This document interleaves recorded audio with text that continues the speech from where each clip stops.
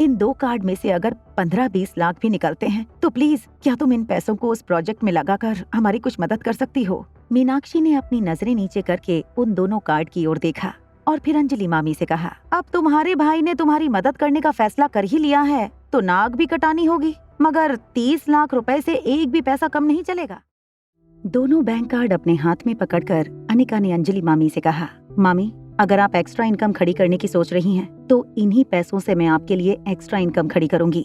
इसके लिए हमें किसी भी बाहर के इंसान की जरूरत नहीं है। आप मुझ पर भरोसा कीजिए मामी, हम दोनों मिलकर इस इन्वेस्टमेंट की रकम से काफी अच्छी साइड इनकम खड़ी कर सकते हैं। वैसे भी इन्होंने जो इन्वेस्टमेंट प्लान बताया है, उस प्लान में आगे चलकर नुकसान के अलावा कुछ हासिल नहीं होने वाला। जैसे ही अनिका ने ये कहा, मीनाक्षी ने अपनी आईब्रो ऊपर करते हुए अनिका से पूछा, नादान लड़की, बड़ी बड़ी बातें करने से पहले इतना जान लो कि रियल एस्टेट में इन्वेस्टमेंट करने का क्या मतलब होता है। ये मेहरा परिवार कौन है, उनके क्रेडेंशियल क्या हैं? अरे कोई अनपढ़ आदमी भी आंख बंद करके मेहरा खानदान के इस प्रोजेक्ट में अपने पैसे लगाने के लिए तैयार हो जाएगा। अनिका ने बिना मीनाक्षी को देखे अंजलि मामी से कहा, रियल एस्टेट इंडस्ट्री अब लगभग लॉस मेकिंग इंडस्ट्री हो गई है। मामी अगर ये अपने पैसे रियल एस्टेट के किसी प्रोजेक्ट में डालते हैं तो प्रॉफिट तो भूल ही जाओ। मुझे नहीं लगता कि आने वाले कई सालों तक ये अपना कैपिटल इन्वेस्टमेंट भी निकाल पाएंगे। अनिका के मुंह से इन्वेस्टमेंट की बातें सुनकर मीनाक्षी अचानक तिलमिला उठी। उसने बड़ी ही एरोगेंटली अंजलि मामी से कहा, ठीक है, अगर तुम इसकी बात मानना चाहती हो तो मानो, हमें क्या फर्क पड़ता है। हम तो सिर्फ इतना चाहते थे कि हम तुम्हारे मुश्किल समय में तुम्हारी थोड़ी सी मदद करें, मगर मुझे लगता है कि तुम्हें हमसे ज्यादा इस नकचड़ी लड़की पर ज्यादा भरोसा है। इतना याद रखना, ये तुम सिर्फ मेरी इंसल्ट नहीं कर रही हो, बल्कि पूरे के पूरे रायचंद परिवार की इंसल्ट कर रही हो। ये बात मैं तो जरूर याद रखूंगी, मगर तुम भी भूलना मत। ये कहते हुए मीनाक्षी तेज कदमों से मल्होत्रा हाउस से बाहर चली गई। दरवाजे पर अंजलि मामी मीनाक्षी को जाते हुए देख रही थीं, मगर अंजलि मामी ने भी मीनाक्षी को रोकने की कोशिश नहीं की। जब अंजलि मामी फिर से हॉल में आईं, तब तक दोनों बैंक कार्ड लेकर अनिका अपने कमरे में लौट चुकी थी। अगले दिन दोपहर 12 बजे तक जब अनिका ने अपनी आंखें खोली, तब उसे नीचे हॉल में किसी के आर्ग्यूमेंट करने की आवाज सुनाई दी। तुम ही कर सकती हो, 8 या 10 लाख कोई बहुत बड़ी रकम नहीं है, मगर तुम इतनी रकम किसी को बिना पूछे ऐसे ही कैसे दे सकती हो? जब अनिका ने सीढ़ियों से नीचे की ओर देखा तो हॉल में एक 50-55 साल का आदमी अंजलि मामी से ऊंची आवाज में बात कर रहा था। दिखने में वो आदमी बिल्कुल अंजलि मामी के नाक नक्शे का ही था, मगर उनके चेहरे और बॉडी लैंग्वेज से साफ पता चल रहा था कि वो बहुत ही गुस्से वाले इंसान थे। अंजलि मामी ने उस आदमी को शांत करते हुए कहा, देखो पीयूष, ऐसी कोई बात नहीं है। वो बच्ची जरूर है मगर काफी समझदार है। मुझे लगता है कि अनिका शेयर मार्केट में पैसे इन्वेस्ट करना चाहती है ताकि वो जल्द से जल्द प्रॉफिट करे। शेयर बाजार में इन्वेस्टमेंट करना चाहती है? ये तुम क्या कह रही हो? क्या उसने शेयर खरीद लिए हैं? मुझे बताओ उसने कौन से शेयर खरीदे हैं? ये कहते हुए पीयूष रायचंद ने अपनी जेब से अपना फोन निकाला और अंजलि मामी से कहा, मैं अभी चेक करता हूँ कि उन शेयर की मार्केट में क्या वैल्यू है। स्टेयरकेस के ऊपर खड़ी अनिका ने पीयूष रायचंद की बातों का जवाब देते हुए कहा, स्टॉक का कोड है 00083। पीयूष रायचंद ने एक नजर अनिका की ओर देखा और बिना कुछ कहे कोड अपने मोबाइल में एंटर कर दिया।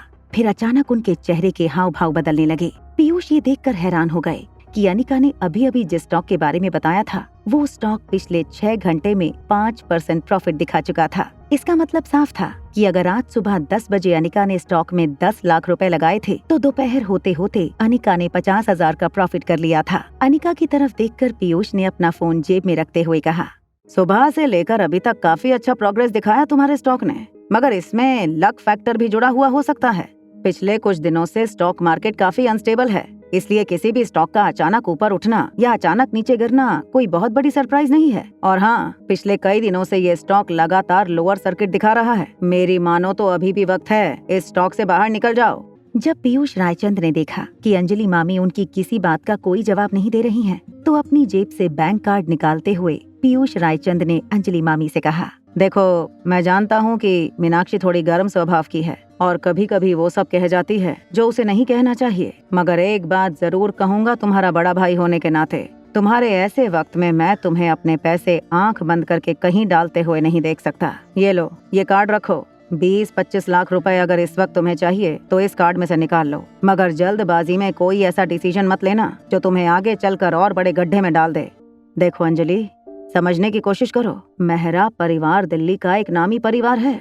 उनके साथ बिजनेस में जुड़ना काफी फायदेमंद हो सकता है हमारे लिए। उनके प्रोजेक्ट की रिपोर्ट स्टडी की है मैंने अच्छे से। उनके साथ इन्वेस्टमेंट करने में कोई रिस्क नहीं है। पीयूष, दरअसल मुझसे छोटी सी गलती हो गई। फिलहाल मेरे पास इतने रुपए हैं कि मैं 2-3 महीने अपना घर चला पाऊँ। और एक बात, अभी अमृत कैप्सूल का प्रोडक्शन कंपनी में चल रहा है। बस एक बार ये अमृत टैबलेट मार्केट में लॉन्च हो जाए, सब कुछ ठीक हो जाएगा। फिक्र करने की कोई बात नहीं है। अंजलि मामी की बातें सुनकर उनके भाई पीयूष को लगा कि अब आगे अंजलि मामी को समझाने का कोई फायदा नहीं, इसलिए उन्होंने अंजलि मामी को फोर्स नहीं किया। मगर जाने से पहले उन्होंने अपनी बहन को वार्न करते हुए कहा, स्टॉक मार्केट बहुत रिस्की है।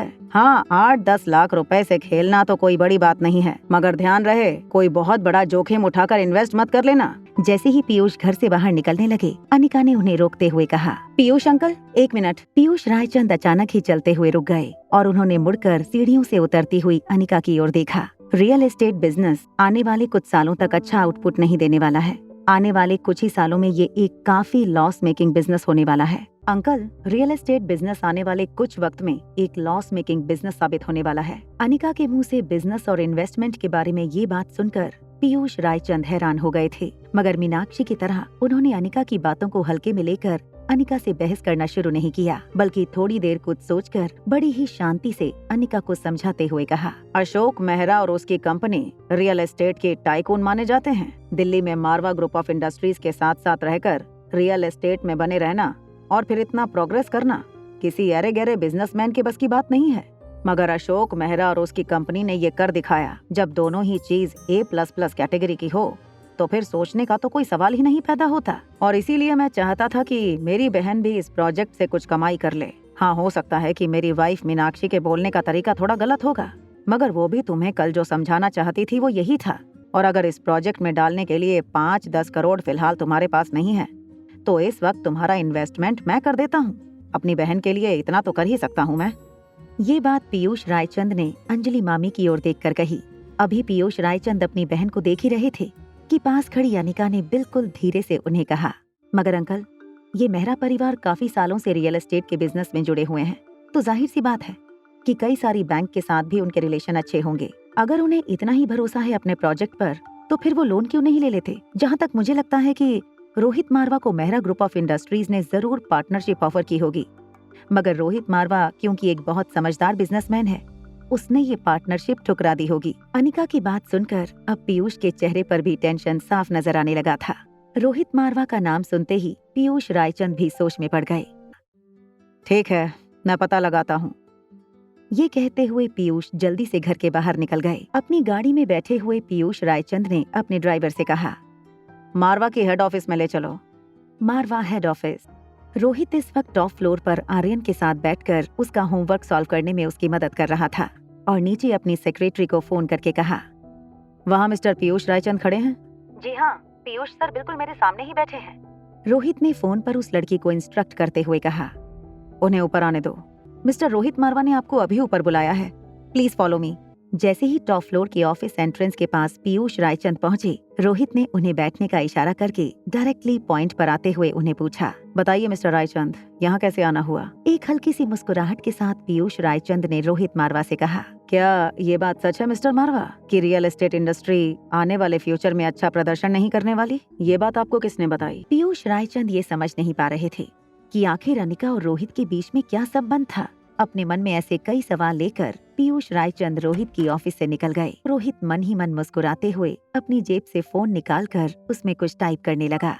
दरअसल रोहित अनिका को मैसेज लिख रहा था। मैसेज में रोहित ने लिखा था, मिस्टर रायचंद अभी अभी मेरी ऑफिस से बाहर गए हैं। क्या आपको लगता है कि आपको मुझे और एक बार लंच या डिनर पर मिलना चाहिए? अनिका ने कुछ ही सेकंड में रोहित के मैसेज का जवाब लिखते हुए कहा, bring your son this time, और जगह जो आप कहें। अनिका और रोहित शाम के 8 बजे इटालियन रेस्टोरेंट में मिलने वाले थे। 5:30 बजे अनिका ने मल्होत्रा हाउस के बाहर स्पीड से आती हुई कार की आवाज सुनी।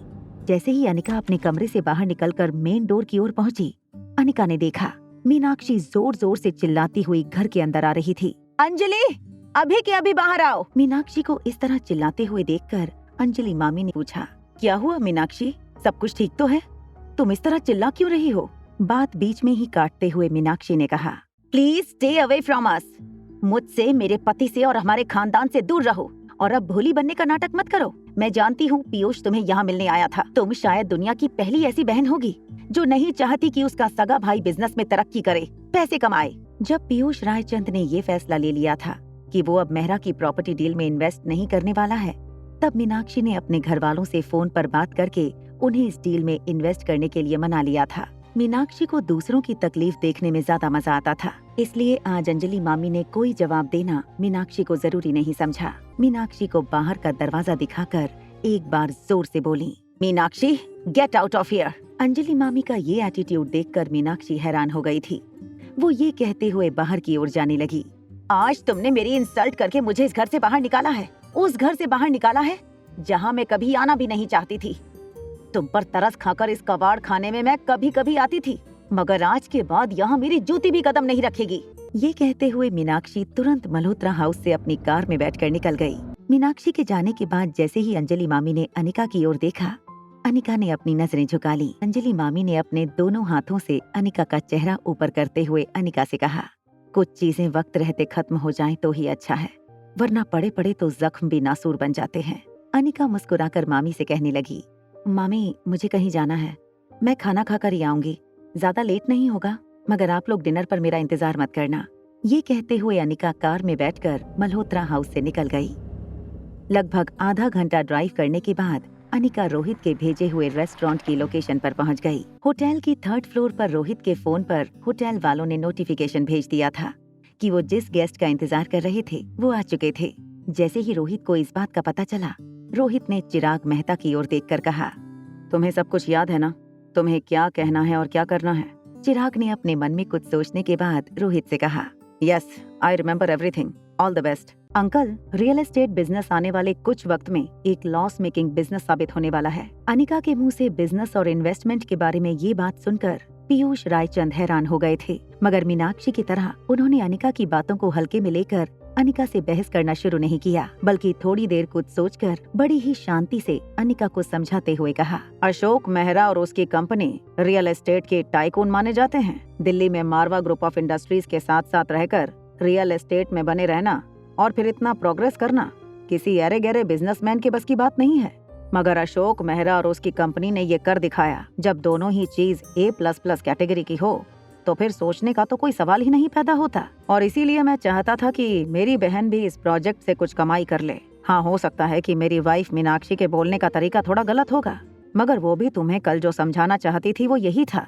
और अगर इस प्रोजेक्ट में डालने के लिए 5-10 करोड़ फिलहाल तुम्हारे पास नहीं है तो इस वक्त तुम्हारा इन्वेस्टमेंट मैं कर देता हूँ। अपनी बहन के लिए इतना तो कर ही सकता हूँ मैं। ये बात पीयूष रायचंद ने अंजलि मामी की ओर देखकर कही। अभी पीयूष रायचंद अपनी बहन को देख ही रहे थे कि पास खड़ी अनिका ने बिल्कुल धीरे से उन्हें कहा, मगर अंकल, ये मेहरा परिवार काफी सालों से रियल एस्टेट के बिजनेस में जुड़े हुए हैं, तो जाहिर सी बात है कि कई सारी बैंक के साथ भी उनके रिलेशन अच्छे होंगे। अगर उन्हें इतना ही भरोसा है अपने प्रोजेक्ट पर तो फिर वो लोन क्यों नहीं ले लेते? जहाँ तक मुझे लगता है कि रोहित मारवा को मेहरा ग्रुप ऑफ इंडस्ट्रीज ने जरूर पार्टनरशिप ऑफर की होगी, मगर रोहित मारवा क्योंकि एक बहुत समझदार बिजनेसमैन है, उसने ये पार्टनरशिप ठुकरा दी होगी। अनिका की बात सुनकर अब पीयूष के चेहरे पर भी टेंशन साफ नजर आने लगा था। रोहित मारवा का नाम सुनते ही पीयूष रायचंद भी सोच में पड़ गए। ठीक है, मैं पता लगाता हूँ। ये कहते हुए पीयूष जल्दी से घर के बाहर निकल गए। अपनी गाड़ी में बैठे हुए पीयूष रायचंद ने अपने ड्राइवर से कहा, मारवा की हेड ऑफिस में ले चलो। रोहित इस वक्त टॉप फ्लोर पर आर्यन के साथ बैठकर उसका होमवर्क सॉल्व करने में उसकी मदद कर रहा था और नीचे अपनी सेक्रेटरी को फोन करके कहा, वहाँ मिस्टर पीयूष रायचंद खड़े हैं? जी हाँ, पीयूष सर बिल्कुल मेरे सामने ही बैठे हैं। उन्हें ऊपर आने दो। रोहित का फोन रखने के बाद वो लड़की अपनी डेस्क से उठकर बाहर आई। Sir, I am really very sorry sir, mister Rohit Marwa ने आपको अभी ऊपर बुलाया है, प्लीज फॉलो मी।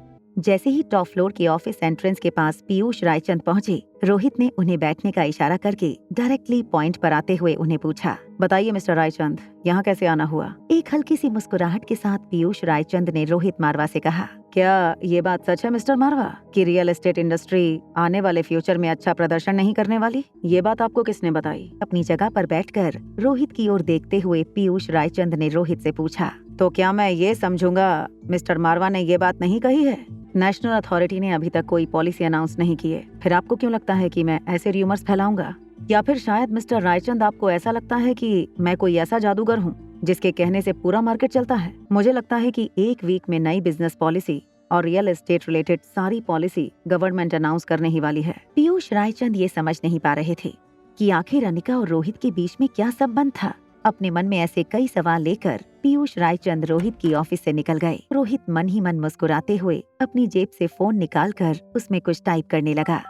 दरअसल रोहित अनिका को मैसेज लिख रहा था। मैसेज में रोहित ने लिखा था, मिस्टर रायचंद अभी अभी मेरी ऑफिस से बाहर गए हैं। क्या आपको लगता है कि आपको मुझे और एक बार लंच या डिनर पर मिलना चाहिए? अनिका ने कुछ ही सेकंड में रोहित के मैसेज का जवाब लिखते हुए कहा, bring your son this time, और जगह जो आप कहें। अनिका और रोहित शाम के 8 बजे इटालियन रेस्टोरेंट में मिलने वाले थे। 5:30 बजे अनिका ने मल्होत्रा हाउस के बाहर स्पीड से आती हुई कार की आवाज सुनी। अनिका ने देखा मीनाक्षी जोर जोर से चिल्लाती हुई घर के अंदर आ रही थी। अंजलि, अभी के अभी बाहर आओ। मीनाक्षी को इस तरह चिल्लाते हुए देखकर अंजलि मामी ने पूछा, क्या हुआ मीनाक्षी, सब कुछ ठीक तो है? बात बीच में ही काटते हुए मीनाक्षी ने कहा, please stay away from us, हमारे खानदान से दूर रहो और अब भोली बनने का नाटक मत करो। मैं जानती हूँ पीयूष तुम्हें यहाँ मिलने आया था। तुम शायद दुनिया की पहली ऐसी बहन होगी जो नहीं चाहती कि उसका सगा भाई बिजनेस में तरक्की करे, पैसे कमाए। जब पीयूष रायचंद ने ये फैसला ले लिया था कि वो अब मेहरा की प्रॉपर्टी डील में इन्वेस्ट नहीं करने वाला है,